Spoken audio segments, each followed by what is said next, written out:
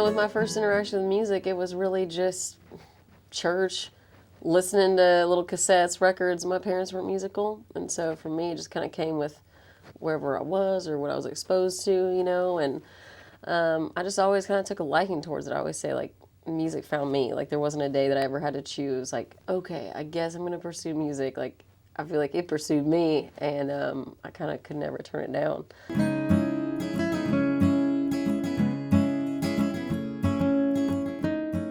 I was raised on a horse ranch outside of New Braunfels, Texas. My dad trained horses, and he homeschooled me.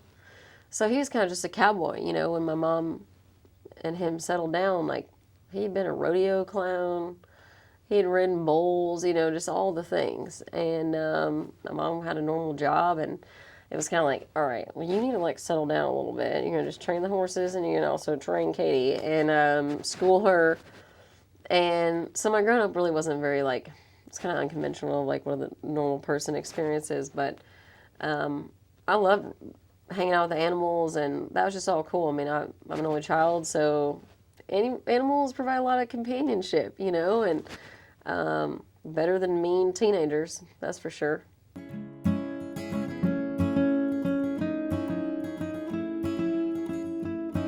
I think it's not like one particular thing from the ranch inspired my songwriting, but I think if anything, I think my whole upbringing, and, my parents were a little bit older when they had me. They were like 38, and I'm growing up on the ranch, and life's kind of like slow and chill. And I think that in general kind of just, Texas alone seeps into my music and everything I do. And I think just kind of growing up and, like we talked about earlier, like being a little bit of an old soul and all that, I think all that comes in my music, and I think my music is a little more laid back, I hope that it's, like, easy to listen to, has that timeless feel, has that Texas feel. I just remember everything's bigger, and I couldn't handle a hurt that size, so don't do it in Texas if you're saying goodbye. I think all those aspects come through in my music.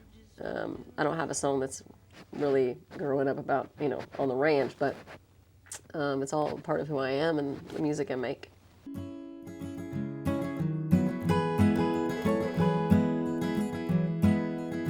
Oh, man.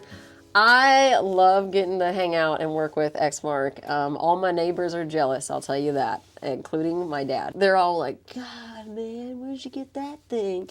And it's just so funny because, like, I am, at the base of my core, like a ranch girl, all that stuff. But I'm a refined ranch girl now. I lived in Boston and LA and now Nashville, and, traveled all over the world. And so I think if you just see me, you probably think, like, God, Catie's out there riding that lawnmower or whatever. And it's just so funny because I'll be bouncing around that thing, in my less than an acre yard, and it's just the best. I love it. They are my favorite people. Emily, who's there and, like, kind of is in charge of, like, our collaboration, like, they've just become like family to me now. They're amazing people. And I just, I love things that take me back to those days on the ranch and connect me back with nature, things I love, and, because sometimes we get so caught up on, like, I don't know, like, I love beauty stuff. I love all the kind of girly things, but I also love things that take me back to my, days of being young and growing up. And so that reminds me of that, and I love them, and it's been fun working with them and doing more things. So hopefully I get to spend more time with y'all and them back in Vegas next year.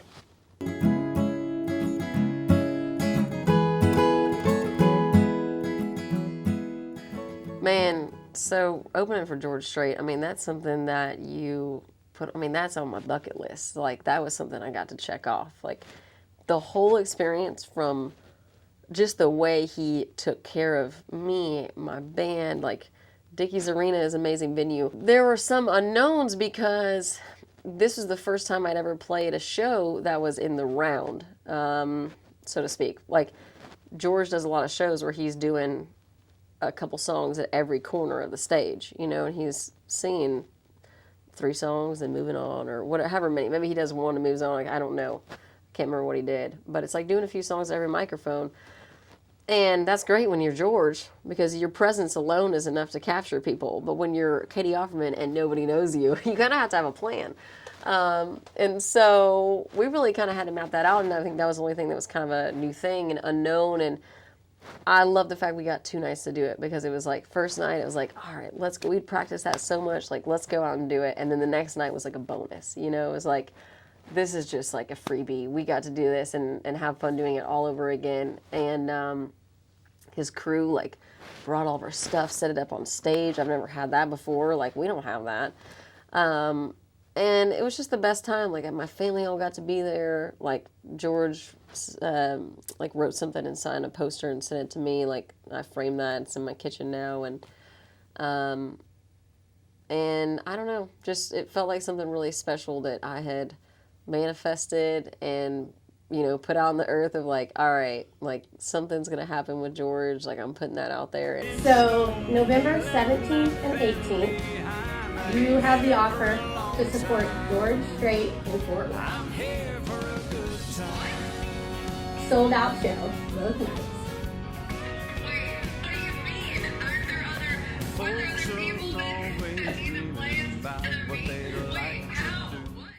And sure enough, it did. So I'm just grateful for them, and his wife Norma was so nice, and we got to spend some time talking and just good people. You know, aside from me and George Strait, they're pretty awesome and normal.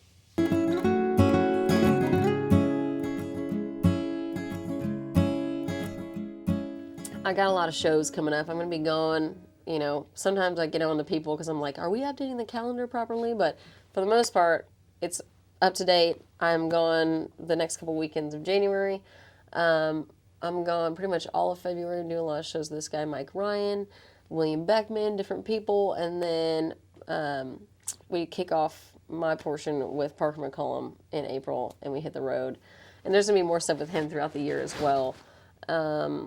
So a lot of fun stuff coming. I love playing shows, as that's my chance to try out songs, see what people react to, see what they don't. You know, at this point, like, there's not as many people singing my songs back yet. You know, I'm still in the growing process. So it's kind of a chance of like, got nothing to lose. Let's just play another one they don't know, you know? And so it's just fun for me to get out there and see what works, see what doesn't, you know, try new things. And I think this year has been a very growing year, this past year, of like, you know, all right, like, things I want to do differently, tighten up the band, just, you know, I want to do, like, we did twin fiddles on the George show. That was like something that was a must-have for me. We did twin fiddles and steel. And so, I don't know, just like leaning into the musicality of everything and challenging myself, and but also kind of just being open to what happens, you know?